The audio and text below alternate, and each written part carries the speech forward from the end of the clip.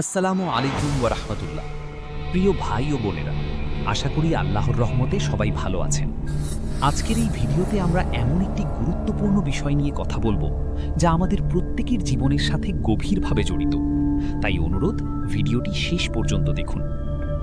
আজকের বিষয়, পাপের সবচেয়ে বড় শাস্তি কি? আমরা অনেক ভুল করি, অনেক পাপ করি, তারপর দেখি আমাদের জীবন ভালোই চলছে, কোনো অসুখ নেই, বড় কোনো সমস্যা নেই। তখন আমরা মনে মনে বলি, আল্লাহ তো আমাকে শাস্তি দিচ্ছেন না, আমি তো ভালোই আছি। কিন্তু সত্যিটা কি তাই?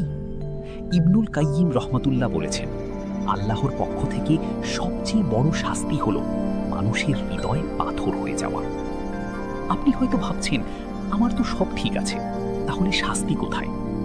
কিন্তু একটু ভাবুন, আপনার পাশ দিয়ে যখন একটা জানাজার খাটিয়া যায়, আপনার ভিতরে কি কোনো অনুভূতি জাগে? আপনার কি একটুও মনে হয় একদিন আমাকেও যেতে হবে?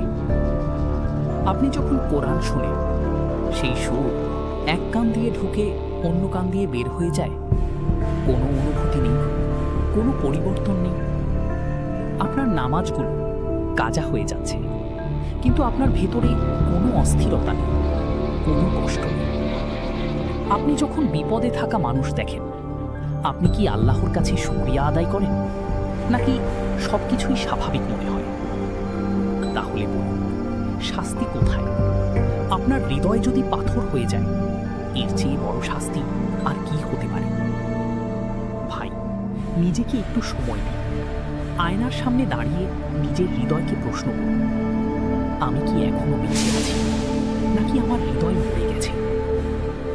ফিরে আসার সময় কি এখনো হয়নি?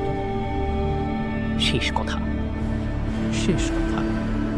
পাপের সবচেয়ে বড় শাস্তি হল ইবাদতে স্বাদ না পাওয়া এবং গুনাহ করার পরও মনের অনুশোচনা না আসা।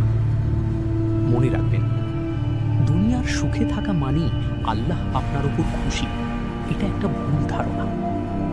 আল্লাহ আমাদের সবাইকে হেদায়েত দান করুন।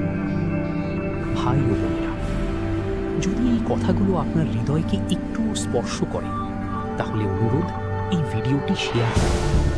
হয়তো আপনার মাধ্যমে আরেকজন মানুষ হেদায়েতের পথে আসতে পারে।